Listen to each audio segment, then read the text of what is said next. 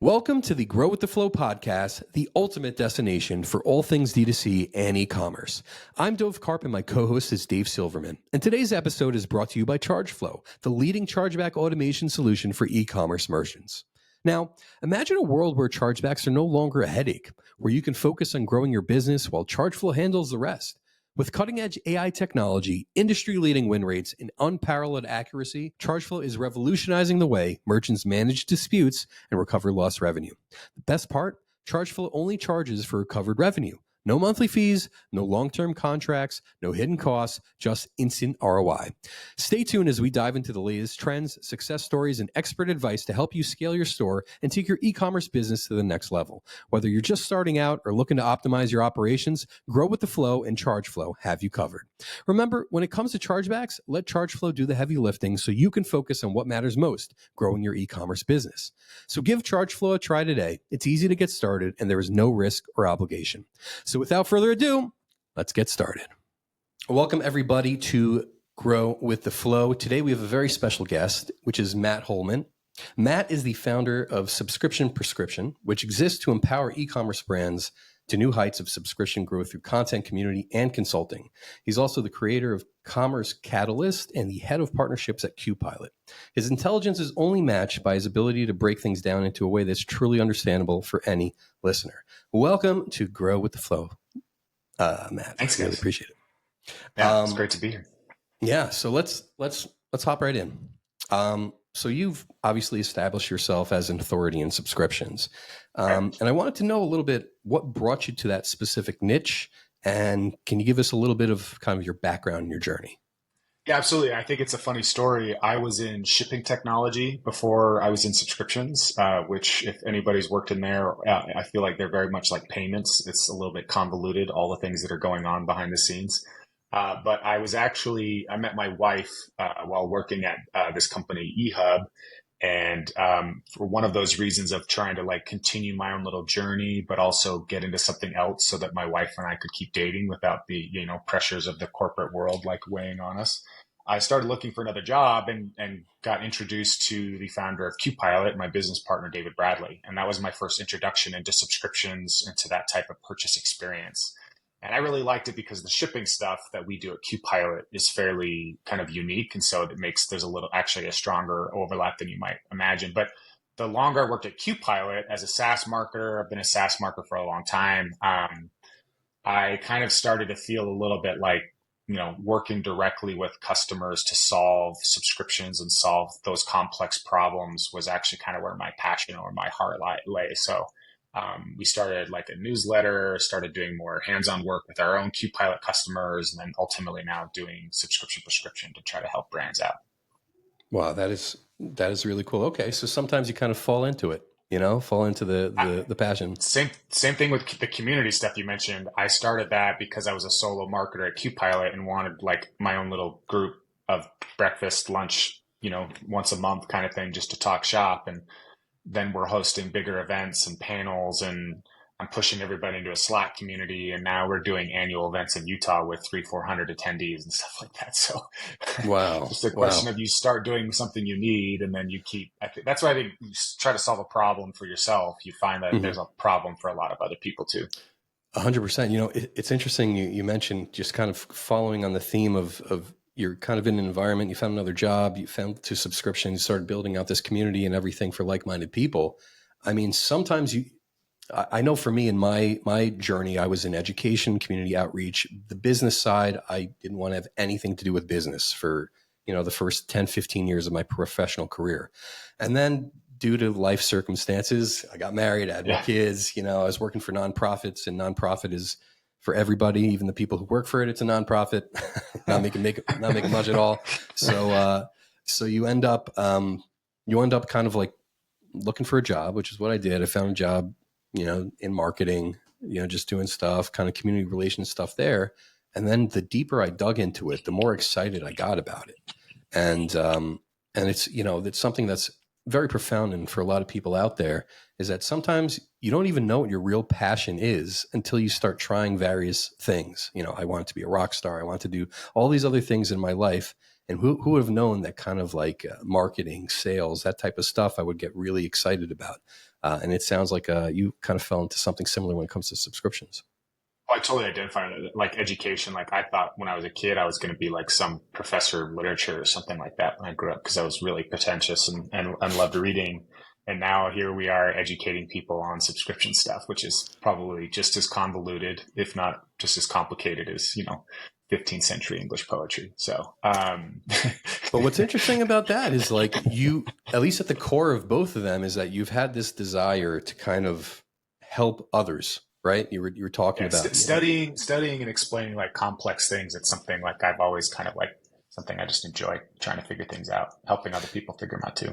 All right. So let's talk a little bit about this Commerce Catalyst, right? Why did you mentioned briefly why you started the community, but can you go a little bit deeper into that? And I know that I saw it's over 900 members now. You're saying you're doing events. Like, how did that start? Where is it currently holding? And I'd love to hear more. Yeah, the biggest thing is like if you're a marketer and you are trying to figure out like just recently I'm launching a video course soon, and so I'm reading should I use Kajabi or should I use this all these different platforms, right? And if you Google it, it's really the answers you get are based off who's winning SEO. If you watch videos, it's based off of who's winning the YouTube algorithm.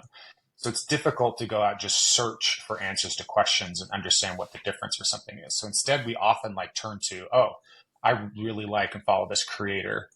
I'm going to see what they use and what they do. And I'm going to ask them why they like it and why not. And then when you do that, you get this huge response of all the other platforms this person has tried and rejected and why they work or not. And so for me with Commerce Catalyst, it started out as like that. I want to be able to ask another marketer like, hey, what are you using for lead magnets? Or like, how are you building out your funnel? Like, I want to get answers from somebody who's done it before. And because for me, when I go to conferences and events, they often feel too high level.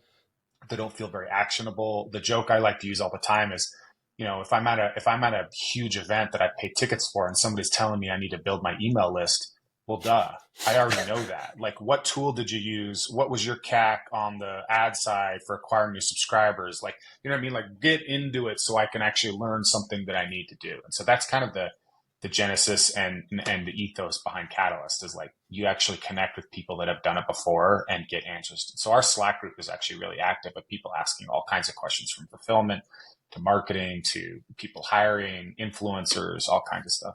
I love that. Two things you said were very interesting.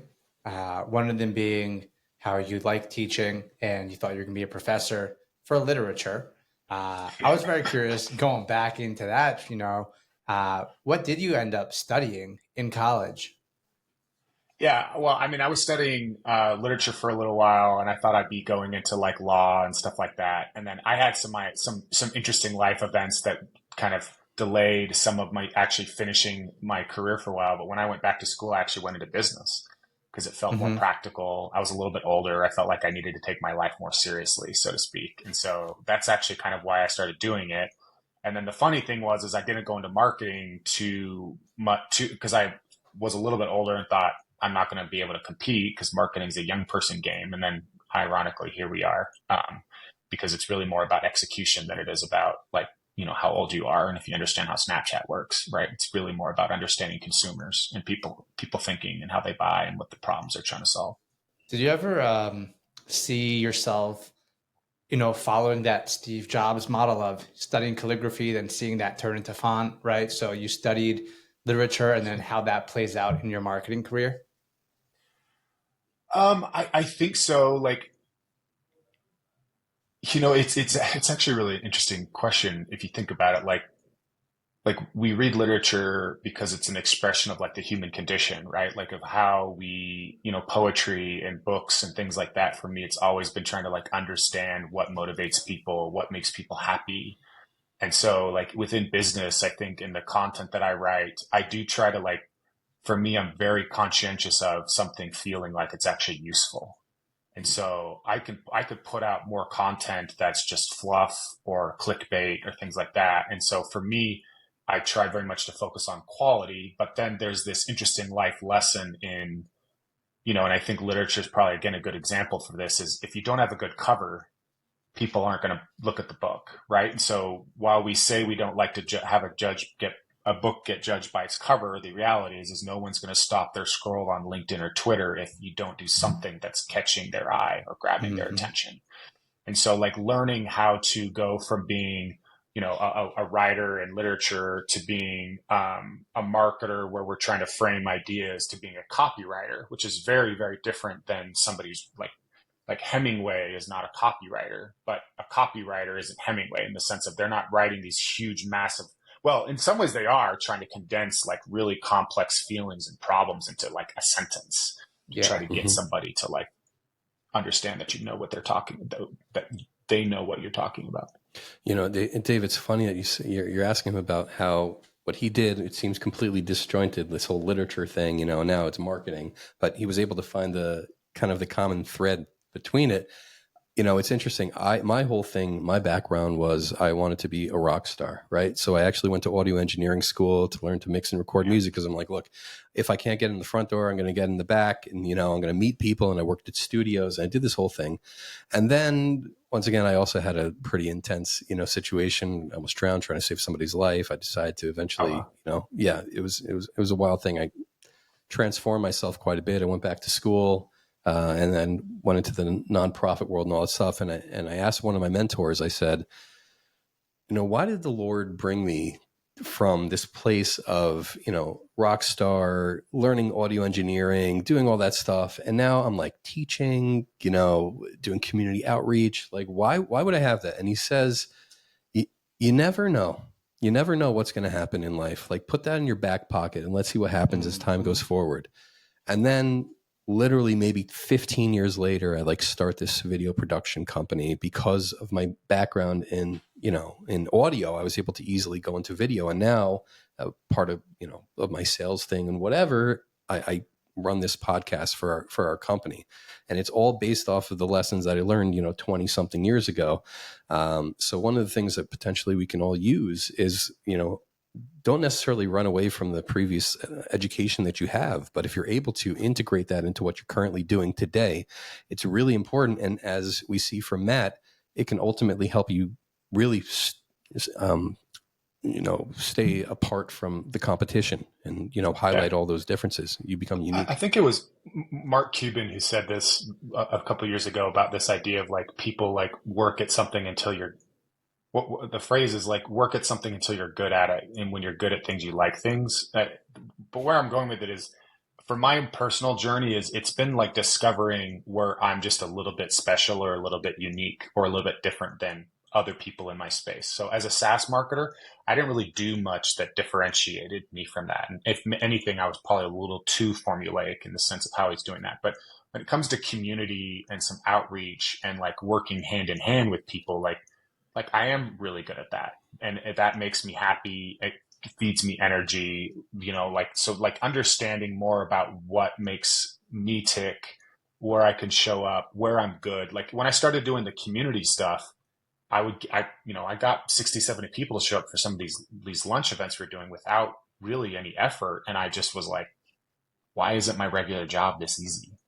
And so that's where I started asking this question of like, maybe I should be doing something a little bit differently, right? Maybe I should. And then when I start talking about subscriptions and get into subscriptions, like there's not a lot of people doing that, but there's a lot of people wondering how to make it work. And the more and more I research that and spend time with brands, it's like, hey, sometimes honestly, I'm on calls where I feel like I'm just explaining the most basic thing because I'm really experienced in it, but it's transformative for the people hearing it. And so that's where it's like you get that feedback of like, okay, I want to do more of this because I think it's really making a difference, even though it's within a very niche space, subscriptions inside of e-commerce.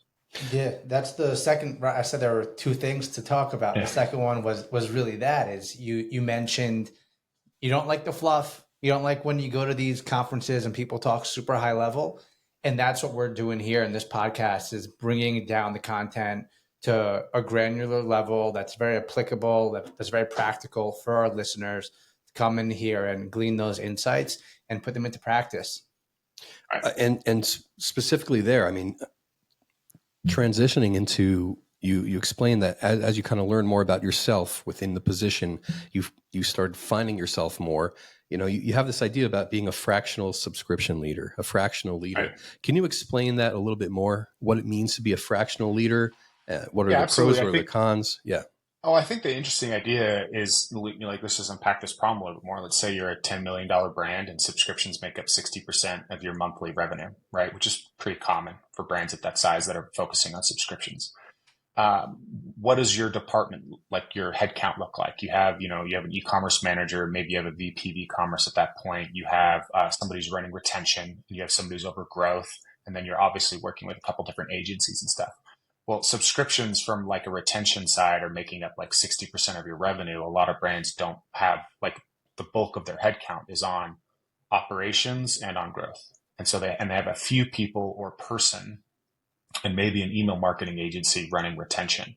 And so that's where like the fractional idea comes in is do you need a full-time hire just to run subscriptions? Maybe at that size, maybe that makes sense. Or, a little bit of leadership and experience. Because a lot of what I do is actually tying together like all those pieces. Like a lot of brands will run growth and retention separately. Yes, they're overlapping on some of their goals and some of their objectives. But when it comes to subscriptions, if you don't have that being a mindset within the growth team, and as an example, growth is trying to drive down CAC as much as possible and trying to boost AOV, right? Mm-hmm. Retention is trying to improve the LTV of anybody that growth acquires. But often, retention isn't feeding growth information based off of the best type of LTV people, right, to acquire, right? Like within certain products, within certain demographics, certain types of user experiences, certain types of use cases for subscription products. If the retention side isn't feeding that back to the growth side, then the growth is missing opportunities to acquire customers that are more profitable and healthier for the business. So the individual who's kind of the fractional subscription person, they can be the one kind of being the glue, putting things together, laying the strategy down, facilitating communications. I love it. Absolutely. So let's start from the beginning, right? It starts with an offer. How would you go about creating a great offer? Let me take a step back. Sometimes companies feel that you have your product, you have the price, and that's it. Just sell it. This is what it is. Just sell it. Oftentimes, though, there's others who say, no, you really should have an offer in place. How would you kind of view that? Should you always have an offer to get people in the door, or maybe not? And if so, what would that offer look like? I think offers can be different over time. But I think you should. I mean, to answer your question, I think you should have an offer, period, like all the time, right? So. So ButcherBox is a great example of this. So ButcherBox, regardless of the time of year, has an offer in place on their store where they're going to give you a certain discount or some kind of gift for subscribing. But, around the summertime, they're emphasizing stuff you grill on the barbecue. Around Thanksgiving, they're emphasizing a turkey as a free add-on for subscribing to them. So they're iterating through different offers based off the timing of the year and what people are thinking about. Mm-hmm. So the thing about an offer, though, is like you generally see within most subscription brands that they just have a product page and the product has a one-time option and a subscribe and save option. If you subscribe, you get 10, 15, 20% off. And that's about as deep as they go. And so the problem with that is that you're really just relying on a small portion of people that visit your page finding that interesting or compelling enough to either buy it or to buy the subscription, which it does not happen at a very high point of conversion. Whereas an offer is trying to think through more about what would be more compelling, what would be more interesting. If I'm selling protein powder, what types of other products can I bundle together? Can I sell them a 3-month supply of something at a steeper discount, right? Which can be really impactful for both the buyer and for the business. Right? What are other things I can do? Can I include an ebook or recipe guide? What other thing can I add on? The example I love is actually not about subscriptions, but just an Amazon thing. Is a friend's company. They were selling stuffed animals, right? And there's 1 million stuffed animals on Amazon, but they wrote a little storybook that went with the stuffed animal. So two things happened there. One, when you're scrolling through stuffed animals on Amazon, you see, instead of just an animal, you see an animal with a book. So that as a picture jumps out at you. And then when you're on that page, it's just an extra value add that makes that stuffed animal more value. The perceived value there of how it's going to like interact with your kid and what they're going to enjoy from that is higher than another teddy bear. And so just something as simple as a book, right, which is not that hard to write, and with at scale is easier to publish and kind of print from it to keep costs low, but it increased conversions dramatically. I think right? we So should you're maybe getting a put lot like more a people. we should put like a children's book for chargebacks. You'd be Like- surprised. Like the children's chargeback We story. discussed something internally about creating. This is hot off the press. Creating some internal storyline of chargebacks. You're talking about how companies internally can increase the spend, right, of a client Right. on the store. Not talking about taking that off or promoting it externally on marketing, everything internally. So this book, Charge Story, that we were talking about, it's all internal. What's the story of a chargeback when it comes through? Like what's a baby our, chargeback. Like, what's our just born. process? That's what cute. does R&D do? The life cycle and bitter end of a chargeback. Well, and again, with offers, it can be pricing and discounts. Like you can make I mentioned Kajabi earlier because I just signed up for them. I was on the site and I didn't finish signing up, and then I saw an ad later that day for 3 months on their growth plan for like $99. It was like saving like several $100s. And I was like, oh wow, okay, I better finish signing up so I can get this offer, because I was already kind of thinking about using it. But the beauty of an offer like this is I'm still paying money for it, so it's not free.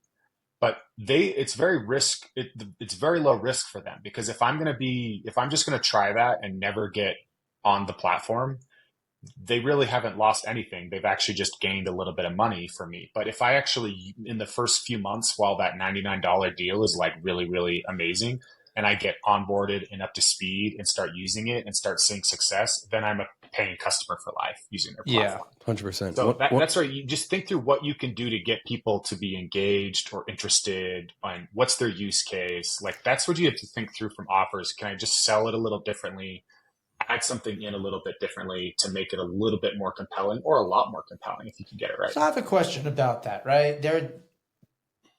There are SaaS products where the customer is going to be a repeat customer, generally speaking. That's the nature of SaaS. When we're talking about physical products, we have seen many cases where, as you mentioned, you can bundle products together. And then there are other kinds of products, let's say a nutritional product, which you can say will be a monthly subscription because we know that each container we send you has 30 servings. So sign up now in advance for the next quarter and we'll give you a 30% discount. On products like a camera, a water bottle, let's say Hydro Flask, right? Let's just throw that out there. How would you think about creating a subscription program for that kind of physical model where it is a one-time purchase? You're not getting another camera. Like every month, get a new camera. So you have other stuff, right? You could do like a company, like I'll give you a micro SD, I give this, but like then it's becoming like one of these like cute boxes. It's not a business. Or am I wrong? No, I think so I get asked this question a lot, like what's a good subscription business? What's not a good subscription business? I think the question is always that I come back with is trying to evaluate what are services or things that are not being serviced for this end user. So cameras are a great example in the sense that it seems really, really hard. What could a subscription potentially be for a camera? So there are a lot of different use cases for photographers in the world. There are people that are filming weddings. There are people that are doing it for their own personal, like Instagram travel profiles. There are people that are doing it for architecture, for work. There's a lot of different reasons why people buy a camera. But with within those camera users, there's a specific use case where, they damage a lot of lenses, or they want to try different cameras with different apertures based off of different regions or different areas they're at. So do I need to create a subscription service where somebody gets a used camera for a month at a time and they can get a different lens on the subscription, right? Is there a membership that allows them to access better pricing on other follow-on products? Is there like a Is there a SaaS or a content play where I'm getting them to subscribe to like photography tips? Or if you're in like the Western United States, here's the top 50 places to take, pictures at. So it is really about unpacking like what's the problem. So like with a physical good, when we're talking offers or anything with that, it's like, okay, protein powder is an example I like to use a lot because there's generally a couple of different reasons, and they can be very different reasons for why people take protein powder. Right? I go to the gym and I work out, so I take protein powder to support muscle growth. I take it as a meal supplement because I'm trying to lose weight. I'm an endurance athlete and I'm just worried that my muscles are breaking down because of all the cardio that I'm doing, right? So I'm trying to replace that with protein. Those are 3 different use cases. In each of those things, if I'm a company offering protein powder and I start to discover which audience my product is resonating better with, which is something I think that's really important with subscriptions, is getting feedback and understanding who's coming in. That drives additional product launches, right? So if I'm about people in the gym, then I'm going to develop pre-workout. But if people are buying your protein powder as a meal supplement, pre-workout is just calories and caffeine. Nobody's going to like that. But maybe a meal suppressant, that's just a little bit of caffeine or something, right? So that's kind of the mentality that we have to have when we're thinking about subscriptions and thinking about what we could offer or not. Is, okay, people are buying this. Do I really know the reasons behind why they're buying that? And is there something else that I could offer them that's going to make not just my product more valuable, but also more valuable to them and how they're using it? Yeah, think about the end user and their real needs, not just your specific product that you're providing. Right. So, can you explain a little bit about the subscription customer journey from kind of beginning to hopefully not end, hopefully lifetime customer, but you know what I mean? Like, how do we get them in the door? I know it depends on the industry and all that stuff, but is there something common amongst all of them when it comes to that journey? I do think so. Like, I would say something that I think about when explaining like the subscriber journey is I do like to point out that for a lot of e-commerce businesses, there is, and again, it can be very, very different. Like, how the consideration period can vary from, minutes to months or years for a lot of brands. But in generally speaking, the D2C world, we're trying to remove as much friction as possible and just trying to get somebody to make a purchase so we can get them in the door and get them into our email flows to get them to buy again. Just generally speaking, a really common strategy. Subscriptions, depending on whether you're trying to remarket subscriptions to people that come in that way, or if you're trying to build like a subscription offer that gets fairly new customers to subscribe right away, the difference is often those friction points that we're trying to remove are actually the opposite works on subscriptions. So like if you think about like sleep, I talk about sleep supplements a lot. I'm always kind of paying attention to different sleep supplements, different sleep methodologies because I don't sleep well. I take quizzes, I download apps, I do a lot of different things to try to solve like my problem and figure something out that's going to work better for me. So if anything, like additional information or some kind of way of discovery, research, what do I understand about like CBD and cannabinoids and stuff and how they assist sleep. So you start thinking about the subscriber journey. It's more about like, what can we do to enable discovery? What can we do to speak to specific use cases?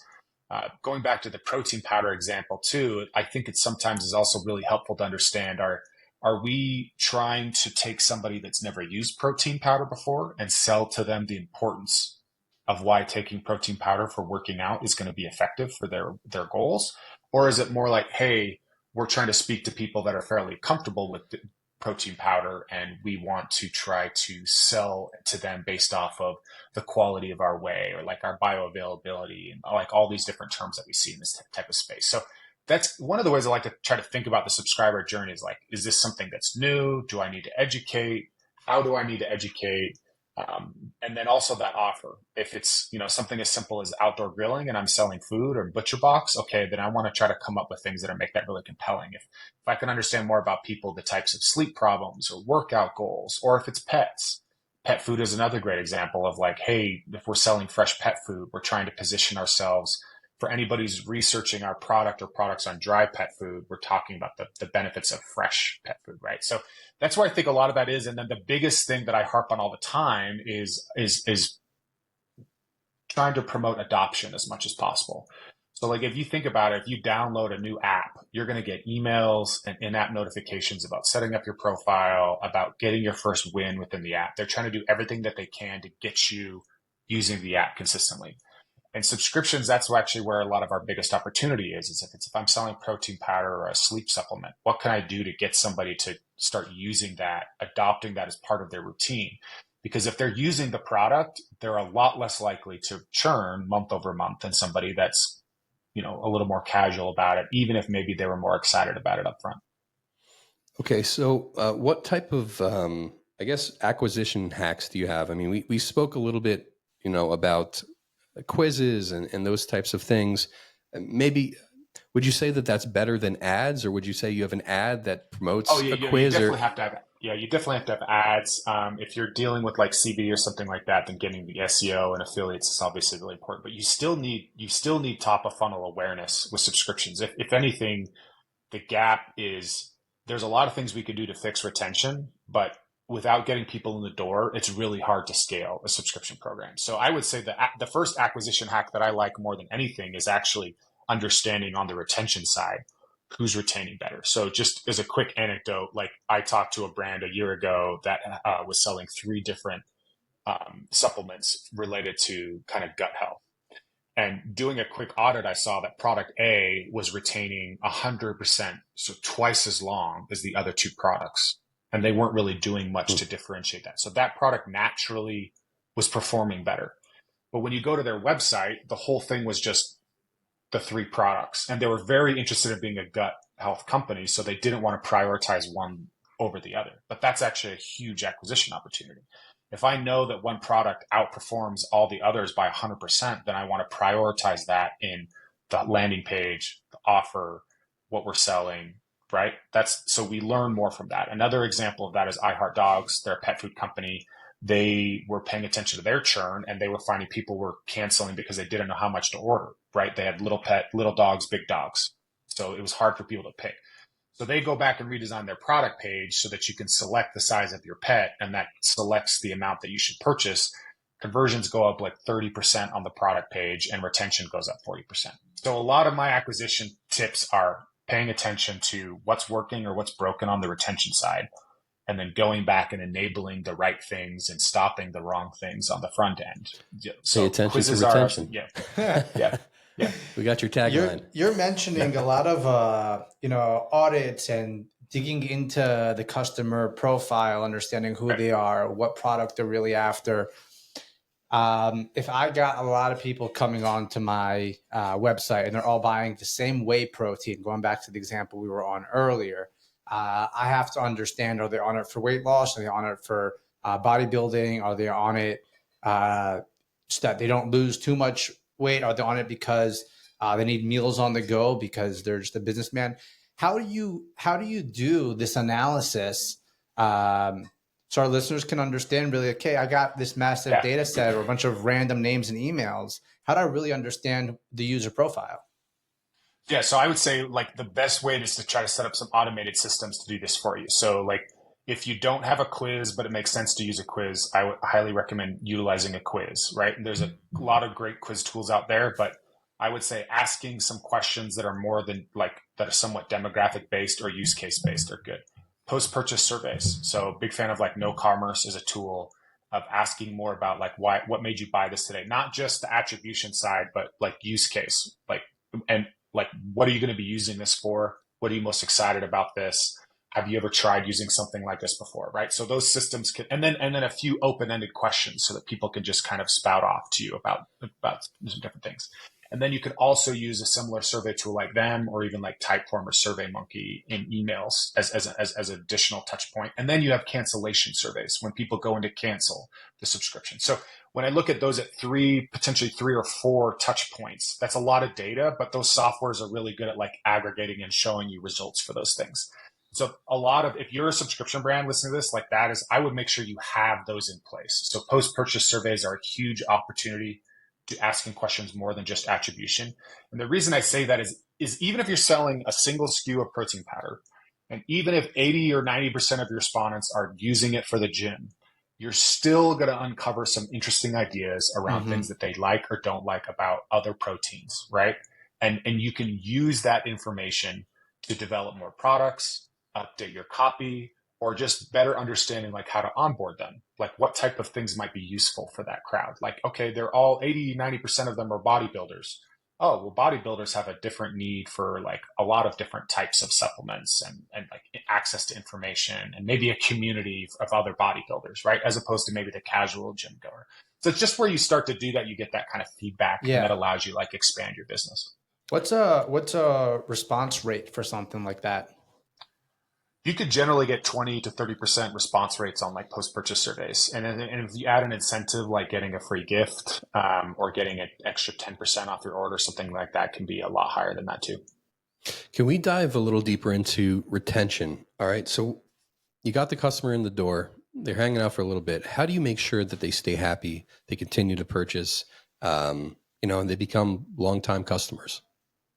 I'd say there's two parts of that. Like from a strategy perspective, I want to, again, we've talked about this a lot. I want to do everything I can to understand like what they're expecting from the product, right? If they're expecting to lose weight, they're expecting to have a healthier gut, whatever those things are, I want to make sure I understand that so that I'm not like totally like up in the night off base on why people are buying and what I'm offering, right? So that's kind of like step one.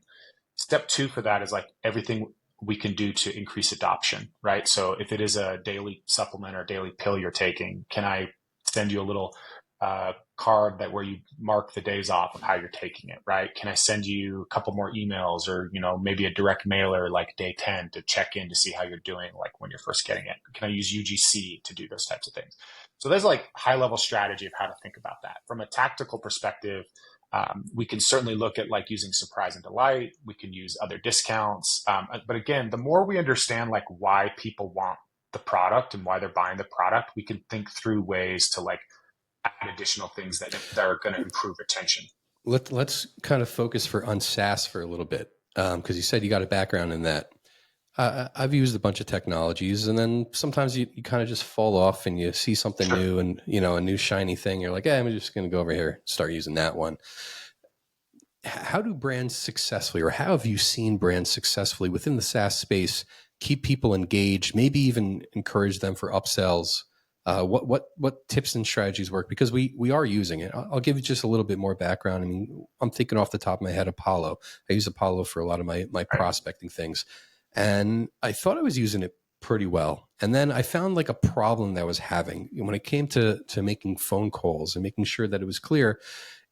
Depending on the time zone, it was hard to kind of separate them. And if they didn't have a certain number, it was very confusing. And then I went deeper into the platform and I saw that there are way more filters and way more ways for me to engage in it. And I kind of was like, oh man, this is awesome. Like I didn't know it could do this. And I know that they'll say, hey, you're only 53% onboarded with your trainings, but I'm like, I don't care. I'm good enough. So what can they do or other SaaS companies do to kind of get you excited to actually go through it? And then all of a sudden you're like, oh, this is freaking awesome.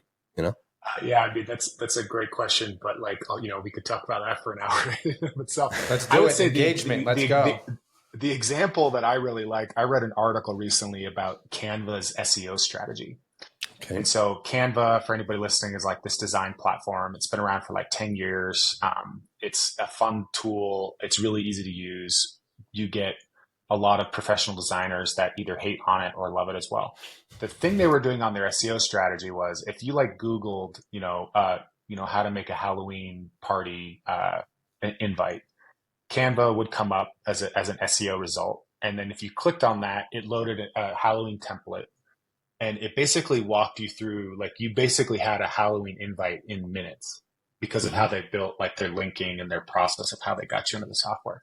So the whole thing was like, we want people to have immediate success. So when they Google us, we're going to come up, we're going to have ads showing, we're going to have emails that go out to people about new updates, things like that. We're going to do everything we can to get people into Canva. Now I use Canva, and then every once in a while I'll be like, wait a second, Canva does this? Like, wait a second, Canva can, I'll see like a how-to video or something on TikTok or something like that. So I do think that like the whole SaaS thing is like understanding your core user base, what they value the most. It's all about feedback. It's all about tracking like what people are using and then understanding like what's more valuable, right? Like it's not because with SaaS, it's not just retention. It's like, what can we get people to pay more for? like the same product, but how they're using it means we're going to charge them more for it. Or there's a certain feature that only certain people use, but that feature is like, incredibly valuable for that audience because they can't get it anywhere else. So there's like a lot to unpack there, but I would say a lot of it is really just same thing as feedback, understanding what people are using, and that's interesting. How more other ways can you show up for them? With what you're saying, it just got me thinking of like, what if Apollo would have reached out to me either through an email or a phone call or something like that and just said, hey, Dove, listen, what are you currently having trouble with the platform? Or what do you wish the platform can do like right now? I know if you have like tens of thousands of users, maybe you're not calling every single user.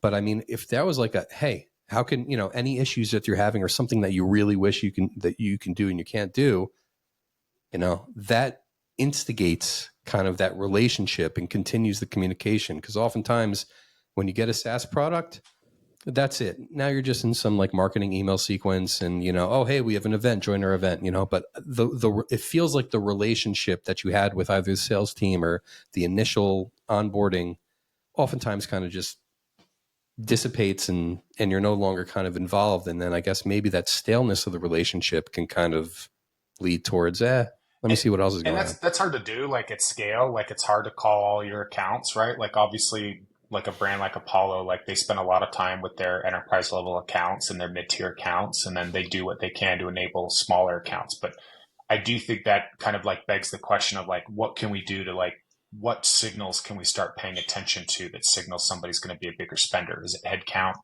Is it like, the amount of emails they're trying to access each month? Like, and then on this physical subscription, it's the same thing. Like, okay, within the protein powder space, if I know that, people that are training for a triathlon are actually like 4 times the LTV of my regular bodybuilders, but I only get, a few triathlon trainers from time to time, maybe I invest more in outreach to them and sales to them because I know that they're going to spend more money with me. Right. So like trying to think through like how we can track those type of signals, how we can unpack who's a higher LTV customer, a more valuable customer, or a use case or something like that. Because ultimately subscriptions isn't just about retention. It should be about like enabling the best experience for your best customers, right? So again, Apollo is another good example of if the casual Apollo user, right, maybe we don't worry about them, but as soon as somebody starts accessing this one feature, we know that they're serious and they potentially could be with us a long time. So we want to make sure that experience goes really well. Yeah, and I even add on that, kind of find a way to, this is the wrong word, but I'm going to say it, force them to use that feature, right? So within engagement, the question is, how am I going to get this person to like the product? That's, the initial steps. That's what we spoke about with Canva. Give them a quick win. Then how am I going to make sure that they stay a long time? If we're talking about making a model of an LTV client, then okay, well then how can I change a different model that I see has a higher churn to that same level LTV? And if I can, push it down a certain customer journey through a certain feature, as you said earlier, by breaking down the customer profile, then you're really guaranteeing a more long-term win. Right. I'd be curious to hear of a example that you may have seen. Is there something that comes to mind where there was a feature that? Well, just talking about Canva, like one of their paid features is team collaboration. So like if you're just like at home using Canva casually or whatever, there's not necessarily a need for a paid version. But the instant you start wanting to collaborate, that's a paid feature. And the nice thing about that is most people that are collaborating are businesses, right? So those people are more likely to invest in a design software than they are if it's just a casual user. So that's one feature that they're trying to like push you to start using that. AI or some of those others that work that way. Thinking through maybe some other examples, it certainly comes to like throttling usage is another good method of like, depending on how many designs you're doing. If you're using like an AI app, like ChatGPT is probably a great example of like, there's a free version, but if you want to skip the line and get access to like immediate processing and get immediate feedback, or you want these higher versions of ChatGPT, you have to pay for them. Right. So it's just a natural thing of like, again, if I'm a casual user, great, I'm happy to just get my stuff answered or not. But when I'm trying to like move and make stuff happen, then I'm going to pay for it because it makes more sense. Airlines are another really good example of that as well, right? Like you have different tiers, and if you want access to different things, you have to pay to be able to get them. But if you're happy to sit in the back of the plane, you don't have to pay as much. I mean, I fly Delta, and I think Delta does a pretty good, just an example of first class, comfort plus, and like your regular seats. Okay, so you from the marketing side and all your experience, right?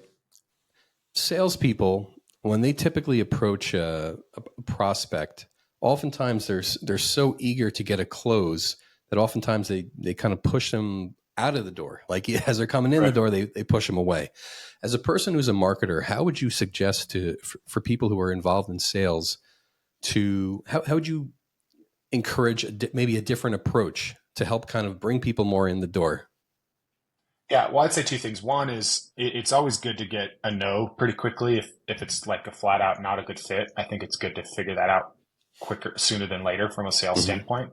The other side's going to be just trying to be collaborative and problem solving. Like I think some of my best relationships with potential sales stuff that I have bought or haven't bought in the past are when people are like trying to figure out what my actual problem is and see if they can offer some ideas or solutions. And yeah, sometimes that's their software and sometimes it's not. And if it's not a problem, that's fine. What are other ways or things I can do to help you? Right. So that to me is like, because I'm friends with plenty of salespeople and there's plenty of salespeople that have come in and are gone. But for me, it's that like, what can I do to help you? Can I make an introduction for your business? Can I, that's interesting. You're trying to implement it. If I'm selling like a post-purchase survey and your team's trying to figure out quizzes, oh, well, have you talked to Digio? Have you talked to Okendo? Have you talked to so-and-so? Like, I'd be happy to make some intros or, some of our customers use those same tools. I'd be happy to introduce you to them kind of thing. So I think that's being more collaborative is a better way to do it. Would you suggest that maybe even in the kind of sales outreach to utilize some of the pieces of content or the tools that marketers use to get kind of, I guess, the original awareness, the original things, like even if it's oftentimes sales is kind of like we barge in the door, just reaching out. Yeah. But would you suggest like being like, hey, listen, I'm not trying to close you. I'm not trying to do anything like that today, but like, here's a survey, here's some content for you that you might find valuable, and then kind of back off a little bit. If it's relevant. Yeah, I mean, I think it still does take a little bit of finesse to figure that out. But yeah, absolutely. Figuring out content, like reports. I mean, that's why like a lot of enterprise brands like are putting out like, state of such and such report or like. Did you read our 2024 state of chargebacks? I have gone through it. It's invigorating. Yes. I have gone through it. Yes. So, but yeah, that's the whole thing. It's like you read it because you're curious, right? So I think it's certainly like, couldn't put it down. It's difficult. It's hard to scale the outreach, but like for me, it's like I pay more attention when somebody mentions my content when they're DMing me. But if it instantly like, hey, I love the podcast, by the way, why aren't you ... then it's like, okay. But a really interesting sales strategy I got was we post videos to YouTube and our YouTube presence isn't strong. So somebody was like, hey, did you guys post these? Because they rank 0 on all these categories. And I was like, oh yeah, we posted them. Why? He's like, well, we have a way to like help you do. I'm like, okay. Now we come back to offers. I'm like, all right, I've been sold on that before. And then I got an email about like, hey, sign up by the end of this date, right? End of Q2. We're going to give you this off and this off and this off. And I almost pulled the trigger if it hadn't occurred over a weekend. So I totally forgot the email, but that like almost got me to pay for it right there because he had started with it, collaborated with me, sent pricing over to me. So I saw that and then followed up with an offer, a really good offer. He gave you value off the bat. He came in, he already did his research. He did homework and provided you value at the open. Right. As opposed to spray and praying with an emails across the board. Yeah. So you mentioned the podcast, right? So you got a newsletter, you got a podcast, you got a community, you got a job. You go to conferences. I assume you have a family. You got friends, relaxation. How do you balance it all? Oh, you have trouble sleeping. That's right. You mentioned you have trouble sleeping. I've had trouble. Thankfully, I've had trouble sleeping my whole life, so I don't have to blame that on doing too many things. I definitely like it's good at like I try to silo stuff when I can. There's certainly some things like a lot of my work stuff is pretty invigorating. I really like doing it. I don't travel I feel like I travel a lot, but compared to other people, feel like I don't travel necessarily a ton. But for me, it's like, my wife works hard, I work hard, we have kids, we have a kid on the way. That's going to change like everything. Congrats. Wow. Yeah. So it's certainly like, I think it comes down to a balance. Is it's the book called The One Thing. I don't know if you guys have heard that or read it, but it's actually more like time management isn't about getting better at time management. It's about getting better at prioritizing. Mm-hmm. So like family, it's got to be number one. We can't neglect that because those types of relationships are really hard to repair. Work, we have to make choices about how we want to spend our time, what's going to be most impactful, right? So saying no to things, saying yes to the things that we think are really good investments. Like for me, content is a really huge thing. So, my Mondays are basically all like newsletter and social posts and scheduling and all this stuff. It's really time intensive, but it's something that I feel like is really important to invest in. So I don't want to sacrifice it. But yeah, that's the biggest thing, is just finding the right priorities.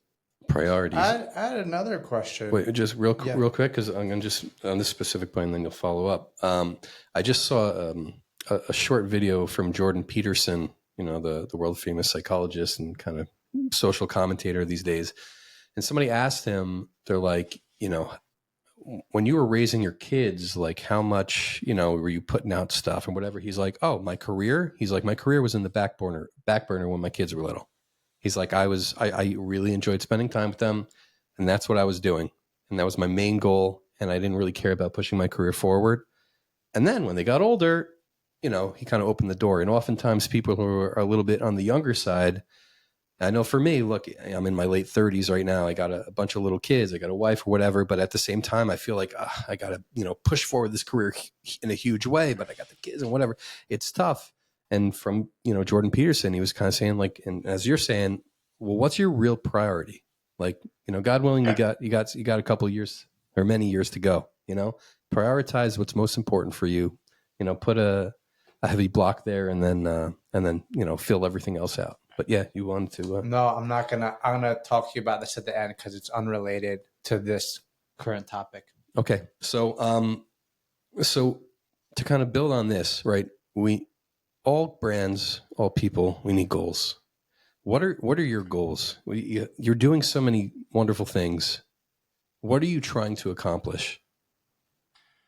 Yeah, two things. On the subscription side, I'm trying to create a resource. Like, again, it's fairly niche, but I think I see a huge gap in knowledge, understanding, help related to subscriptions. So like email marketing is a good example. There are 1 million people you can follow, courses, all this stuff. So subscriptions and trying to do some of that same thing to make a big impact. And then trying to build some like recurring revenue and stuff for myself to continue to enable like the life I want to be able to lead. Like my wife has a very stable job running like HR and legal for a SaaS company. She's like 9 to 5, show up. I'm, entrepreneur, running independent, small team, remote, that kind of thing. So there's a lot more flexibility. So for me, it's like still trying to like empower that as a lifestyle so that I can take off some time for the kids, or I can run the business on autopilot for a little while we're figuring things out with a newborn and stuff like that. So, and then there's a lot of other personal goals of like just trying to be active in the community, trying to give back, enabling like friends and family and things like that. So those are the goals of things that I'm working on, and trying to, lose 10 pounds. So. Wow. I wish it was only 10 by me. You ever think about, you mentioned you have like 900 people in the community, and I'm guessing most of them are subscription businesses. Is that true? No, it's actually a lot of marketers and e-commerce people. So there are some subscription brands in there, but it's broader marketing and e-com people. Gotcha. And so do you ever think about doing an event for those people in the arena? And when I say event, different than a get together, as in, a 2-3 day something. And that's another way to provide a lot of that value to the community, as you mentioned. Yeah, we've done stuff with like trying to like, help people find agencies. We've talked about doing like hiring summits. I actually want to do like a leadership summit of a kind where, people can scale up their leadership skills, small teams, big teams, that kind of thing. There's a lot of stuff that I'd like to, honestly, I'd like to be able to have more time or effort or time to be able to put into that. But that's one of the things, unfortunately, like it doesn't get as much love as the subscription stuff, because that's kind of like my personal 9 to 5 right now. Nice. All right. So we'll I know we've had you for a while. We don't want to keep you too long, although we can keep you for forever. I always like ending off with kind of this question. What is the best piece of advice that you would give to somebody who feels stuck in their current situation, an entrepreneur who's, maybe they hit a certain threshold, they just can't break through, and now they're at that point of, I don't know, maybe I should just pack it up, or maybe I should try to keep pushing. What would you say to them? Yeah, it's interesting. I run a lot. I ran a lot more in my 30s when I was healthier and maybe a little thinner. I've always hated the business analogy of like, you just have to keep pushing. Like, I think the story of like people who like took 30 years to build their business and finally broke through, right? Like, to me, I think the best advice is I got from my current business partner was a couple of years ago it was like, it was kind of end of the year. I was feeling a little bit down. Like, what are we doing? Is this working? And he just challenged me to think about what actually gets you excited. And that kind of like prompt was what sparked the newsletter, what sparked subscription prescription and this consulting journey and stuff like that was, actually what really gave me joy was helping other people and figuring out how to do that. And so I think that's like some of the best advice is like, find out what gets you excited. What are you passionate about? Like if at the end of the day, if you're spending all this time trying to push and slog through stuff that have to be done, right? But you keep coming back to this one thing that's shiny and precious to you. Like, okay, how do I make that part of the business, or how do I make that revenue driver? What do I need to unlock to make this my full-time job kind of thing? And so that's where I think the biggest thing is like, and you guys know this, it's like in business, there's so many different ways to solve so many different problems. And there are so many different ways to make money, whether you're running a local cleaning business or own a car wash or like whatever it is, like designing Canva templates and selling them on Etsy. Like there's just so many different ways to make money. So spend some time with the stuff that you feel passionate about, because I think that you'll be better off in the long run doing that. Amazing. Matt, thank you so much for your time and your offering, your real offer, which is your you can knowledge. tell, you've been in this industry for decades and we can hear it. So we really appreciate you coming on this. It's really a pleasure meeting you every time we do get together, albeit, we usually get together at very busy times. Right in the height of conferences and stuff. Correct. But it's always good, and very pleasant seeing your smile and getting to catch up with the time that we have together. So this hour was also a real pleasure and treat for us. So thank you. Matt, where can people find you? Yeah, you can go to thesubscriptiondoc.com or look for me on LinkedIn or Twitter, Matthew Holman, Subscription Doc. I'll come right up. Awesome. Amazing. So once again, thank you to our audience for listening, and we look forward to bringing you practical advice about how to grow your D2C brand.